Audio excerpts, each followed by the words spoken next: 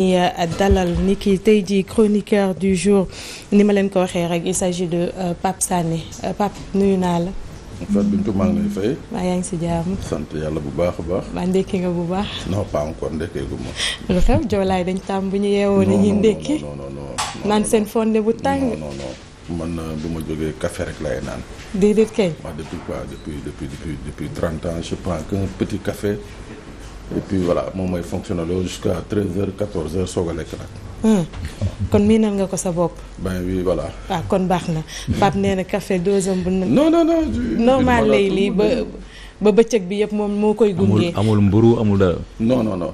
loo ci boole benn mono bu normal. non mënoo nag gëj naa ko naan souvent nag bu ma voyagé nag quand je voyage Ziguinchor wala ay Tamba. j'aime bien le mono parce que là-bas c'est naturel. mono ak gaz neexul. waaw matt rek matt bi yow xam nga. Pape benn parenthèse rek la woon. tout à fait. dañuy nag jublu ci sujet bi nga xam ne moom ngay waxtaanee xaw ma nan laa koy mamtoo ci wolof surveillance généralisée des communications électroniques. waxtaane bokk ci ponk yi le Sénégal est-il un laboratoire des systèmes d'interception et d'écoute. tout à fait déjà ma nuyu Seydina Omar. ñu lay ziar. man mbégte teew fii c'est réellement un grand plaisir sànq maa ngi lay suivre justement ci. c'est vrai. probabilité ou motion de censure. motion de censure c'est très sage li nga wax.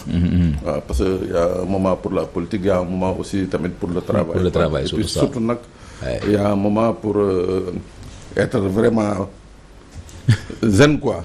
Ouais, c'est vrai. Voilà Fabi effectivement thème bi je l'ai pas choisi par hasard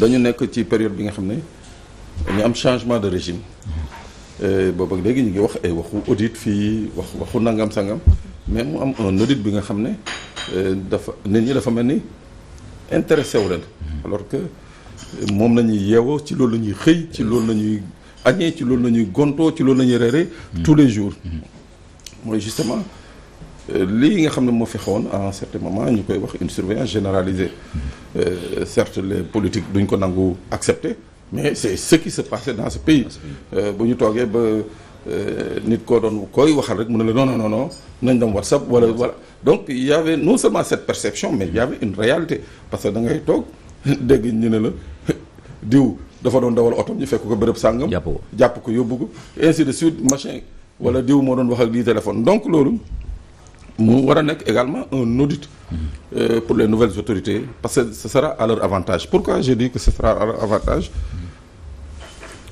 dafa il y a moins de 2 ans il y a eu l'affaire des 45 milliards contrats d'armement boobu. C'est vrai. On s'est tous appesantis sur les armes. Armes yi dañ doon wax arme. En fait 45 milliards yi c'était pas des armes soo ko xoolee sax dafa mel ne armes yi ñoo ci gën a néew. armes yi moo ci gën a néew. Donc il faut que ñu remonter un peu sur la genèse. Qu'est-ce qui s'est passé? Il y a un homme d'affaires israélien qui s'appelle Gabi Perez. ñëpp xam ko dans le domaine de l'armement xam ko dans le domaine de tout ce qui est renseignement machin et consort di fournir plusieurs palais africains. Alors kooku moo ñëw yëkkati 300 millions d'euros boo ko calculer ça fait 45 virgule 5 milliards de francs CFA mu ne Sénégal maa leen lebal xaalis bi pour jaay leen ay gànnaay dama leen ubbi si c'est comme ça que ça se passe dama leen ubbi ligne de crédit 45 milliards pour jaay leen ay gànnaay mais comme je l'ai dit tantôt gànnaay yi yemul rek ci ay fital ak i consort il y avait quand même et auto mais il y avait également ce qu'on appelle un matériel d'interception un matériel d'écoute et consort donc yooyu tamit dafa amoon ci biir mais loolu yëpp dañ ko jëlax ko dugal ko ci biir marché bi on n'a pas beaucoup fait attention ci jamono yooyu nag nañu gis ni que effectivement tout le monde pensait même ceux qui sont pas des spécialistes sa téléphone boo ko yoree benn moment tu te rends compte que ni muy def da ngay sentir ni que y a quelque chose qui n'est pas normal sur biir téléphone donc tey jii mooy écho yi muy def. voilà interférence des fois bourdonnement xaw a gonflé des fois conversation entrecoupée. Ouais, c'est ça. Donc il y avait tout ça. Alors tey il y a un nouveau pouvoir qui est là.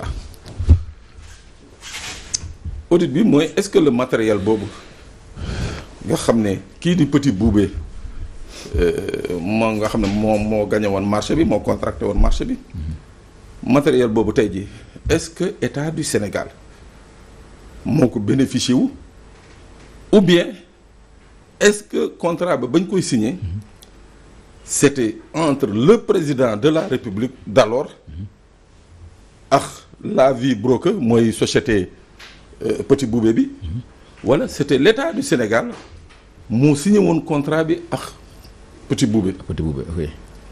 parce que dana am solo trop Cheikh Seydina ñu xam actuellement à l'état actuel matériel boobu ñan ñoo ko yor. parce que boo gisee ma ne ñan ñoo ko yor je fais des précisions. Niger bi mu amee coup d'état bi mu amee ñii nga xam ne ñoo àndaloon président Bazoum ba ñuy dem matériel bu ni mel bi nga xam ne kii di Petit Boubé bii. moom la moo leen ko jaayoon. mooy kii am contrat 45 milliards bi. Nigérian la moom moo leen ko jaayoon mais coup d'état bi contre Bazoum bu mu amee ñii nga xam ne c'était les proches de Bazoum. ba ñuy dem ba le nouveau pouvoir excès tout le matériel d'interception dañ ko jël yóbbu kenn xamul fu mu nekk. yëpp dem na. dañ ko jël dañ ko démantelé yóbbu.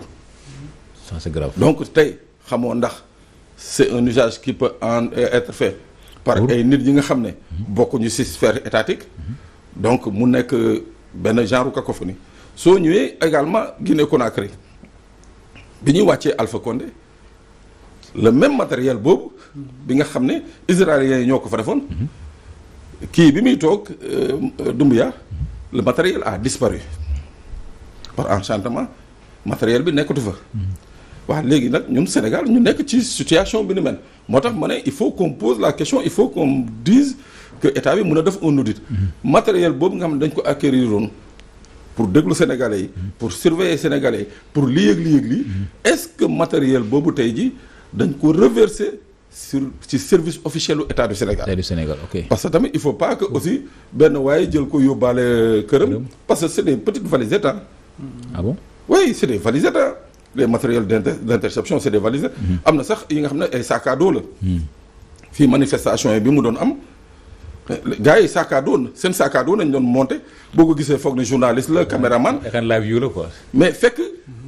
IMSI Karcher la yore noonu la valise bi tudd IMSI Karcher donc kooku fa mu nekk lépp luy téléphone autour. moo koy bàyyi da koy déglu lépp luy téléphone autour da koy déglu. donc yooyu matériel donc yoon la tey jii ñu xam ndax dañ ko restituer ci alalu Sénégal. même si c'est illégal déjà yéen men c'est illégal ñu koy utiliser mais ou bien. ñi nga xam ne ñoo ko jëndoon bi ñuy dem nañ ko yóbbaale pourquoi moo poser question bi tey Sénégal société yooyu nga xam ne nañ jàppoon ne que qui ont aidé le pouvoir à asseoir justement cette surveillance généralisée à asseoir ces interceptions organisées électroniques et tout société yooyu tey jii daanaka benn gisatoo ko Ndakaaru da ngay naan la vie broker commercial bu Petit Boubé xamatuñu fu mu nekk ci kenn mënatul wax fan mooy local am.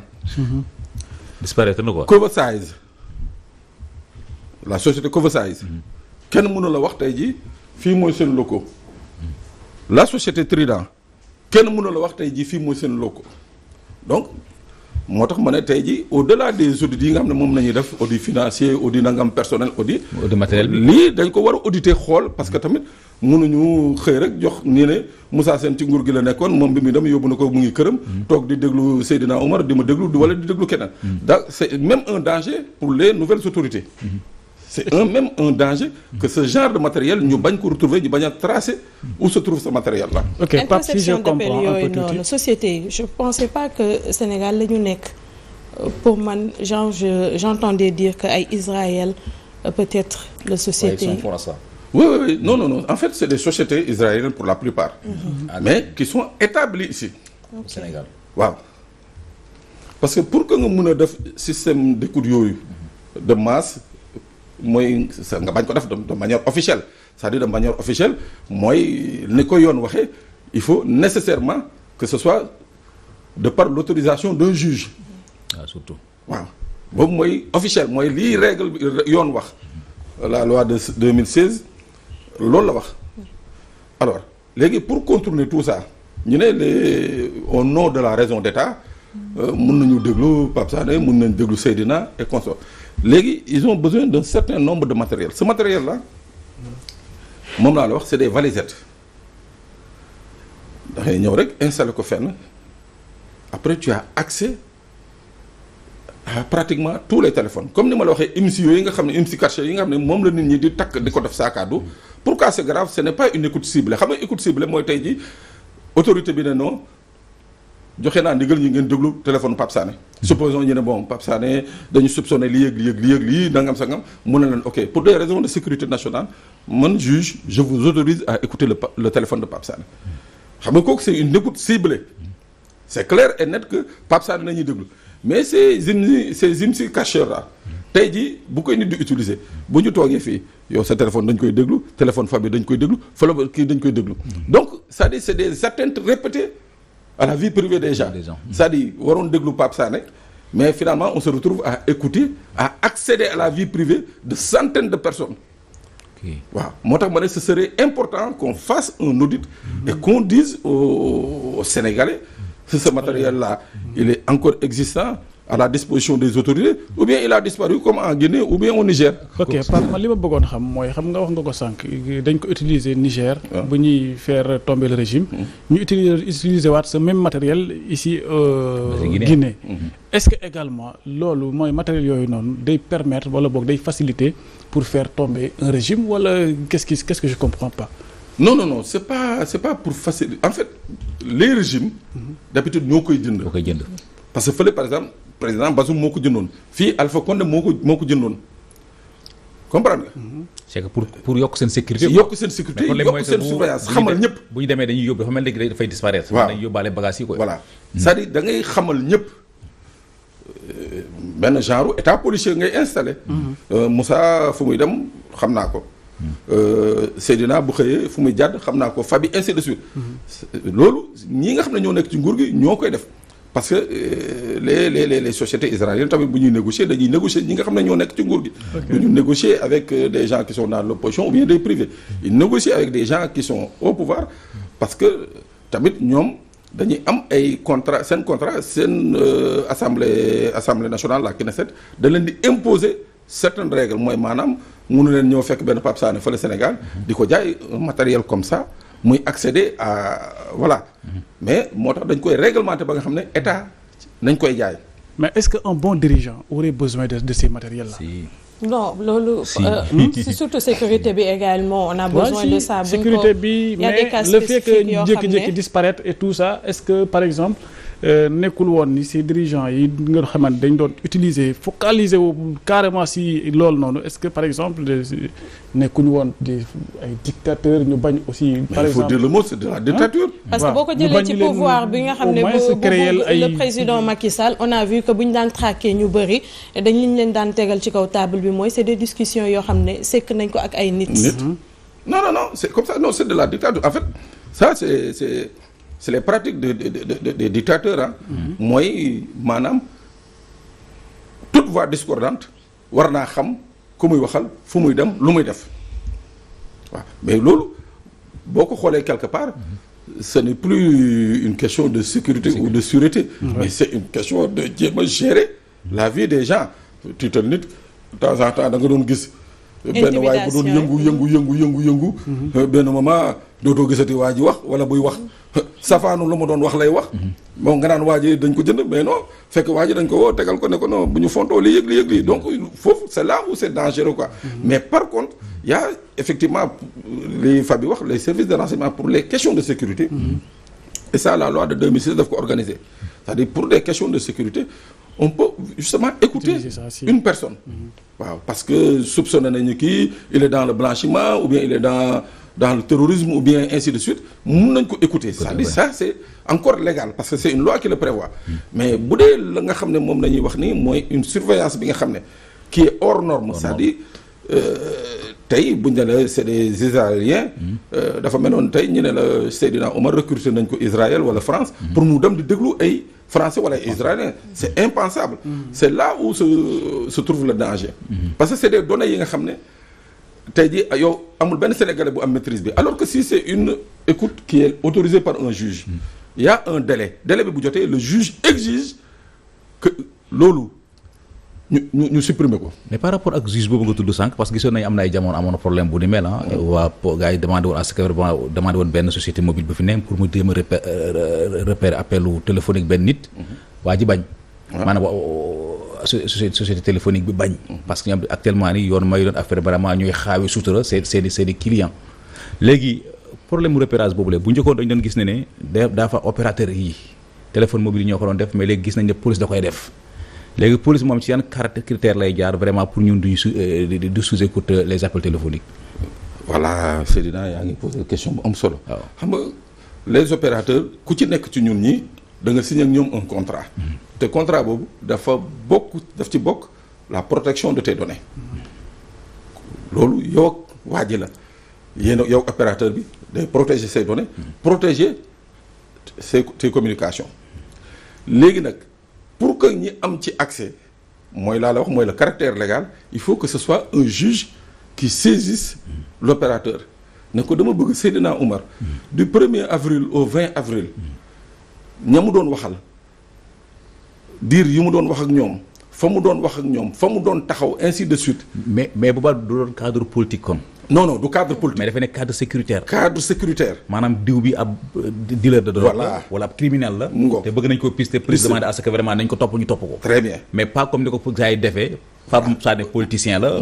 toppal ma ko pour mu am ci moom ay fay quoi. très bien loolu nag mooy cadre légal bi mooy li nga wax noonu. mooy cadre légal bi boobu la ñuy saisir l'opérateur boobu ngay dégg souvent ñu ne la way sur réquisition nangam sangam avons saisi tel. mu saisir l'opérateur là l'opérateur est obligé de donner les informations du 1er au 20 Seydina wax ak na Moussa wax ak na Fabi wax ak na Pape fii la nekkoon fii moo doon position ainsi de suite li yëg ça c'est légal te loolu tamit moom laa lay wax dafa am une durée d'existence bu durée bi jeexee le juge ordonne la destruction de lépp lu ñu doon déglu mais léegi nag c'est là où c'est dangereux mooy sa deuxième question quand les services de renseignement ou les services de sécurité en général se suppléent maintenant aux opérateurs am ñoom seen matériel d'interception là on ne parle plus d'écoute téléphonique on parle d'interception parce que bu ñu koy def sàcc la maanaam waaye donc ils ont acquis un matériel bi nga xam ne qui leur permet de s'introduire dans la vie de Seydina Oumar de Moussa de moi à nos insus léegi nag loolu noonu ñi nga xam ne dañuy am moom la ñuy jël souvent utiliser ko yow contre yow ou bien xool nu ñu koy pénaliser xool avec souvent la complicité de certains procureurs parce que encore une fois je dis quand la collecte est illégale kenn mënu ko exploiter c'est-à-dire bu ñu ma dégloo illégalement ma doon def musiba naaru laay ci yoon mënuñu ko exploiter parce que amul preuve. non parce que c'est illégal c'est la collecte qui est illégale. C'est vrai. Tant que la collecte est illégale elle est pas recevable. C'est vrai. Mais souvent avec la complicité de certains procureurs dañuy fexe ba jox ko un caractère légal.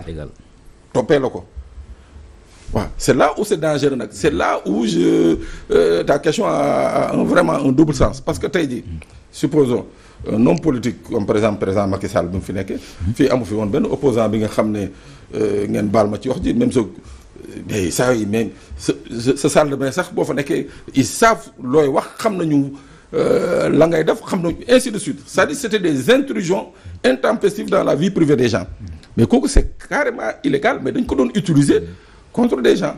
mais au-delà de ça aussi gars yi ci bon dañ doon wax ne am na ay matériels yoo xam ne nii xaw ma ndax c'est avéré ou pas des matériels yoo xam ne tey jii bu fekkente Pape Sané nekk ni ci biir këram da nga koy gis.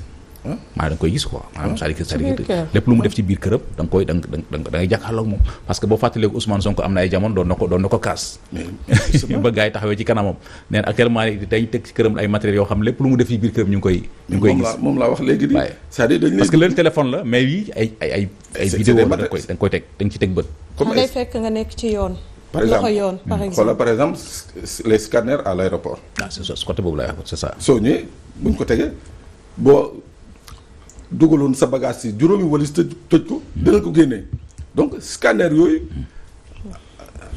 de façon réduite moom la ñuy jël monter tu vois Ousmane Sonko à l'époque y avait même une voiture bu gaare woon këram gars yi en temps réel di exploiter les données de ce qui se passe chez lui ñi mu doon waxtaanal ñi mu doon toogal la mu doon def bu ñu doon añ bu ñu doon dugg ci douche bi bu ñu doon jàpp lépp les gens avaient ça en temps réel donc yooyu laa wax c'est illégal. waaw. mais waxtu yi jeex na mais am naa benn question bu la bëgg a poser. parce que damay gis ci état des fois y a beaucoup de numéros. 529. 450 819 641. extra c'est des numéros yoo xam ne ñii dañ koy ministres yi ñii directeurs sociétés yi ñii chef d'agence yi loolu lan la ci état jublu c'est-à-dire que pour c'est pour les contrôler ou bien pourquoi. merci tu as bien répondu à la question. xam nga quand un état ne fait jamais rien gratuitement. bu ñu jëlee téléphone jox la ko ne la 529 bi wala 819 bi voilà Seydina tu as 1 million de crédit tu appelles qui tu veux. mais c'est pour savoir Seydina ku muy waxal. Seydina nan lay liggéey Seydina ndax de temps en temps du woo Moussa Sène jox ko ay information wala Seydina ainsi de suite donc un peu ça aide encore loolu moom sax moo gën a gaaw ci écoute yooyu nga parce que loolu dañuy demander mensuellement les journaux ce qu'on appelle les journaux d'appel bu weer bi jotee dañuy woo Sonatel rek wala Free wala keneen ne ko bon numéro 740 bi bu Seydina jox ñu le journal d'appel. kooku produire. journal d'appel bi. Seydina ña mu doon waxal ainsi de suite ak la mu doon wax et tout. donc ces numéros effectivement pour l'État. ça permet de surveiller son personnel. xam ku ci nekk looy def ak loolu def mais gis nga même nit ñi ils cherchent à dévier ça. mais boo ko dévier souvent tu tombes encore dans le piège xam nga ndax lan. avec le système des balises. mooy tey jii soo yoree sa 740 nekk fii Walfadjri nga ne bon nu ma ko utiliser xam ma jël sama 650 bi utiliser ko mais moment bi nga koy utiliser sa 740 bi ñu ngi koy baliser Walfadjri ñu ngi baliser en même temps yow sa téléphone 650. loolu doy na waar. c'est grave ça. loolu moom doy na waar.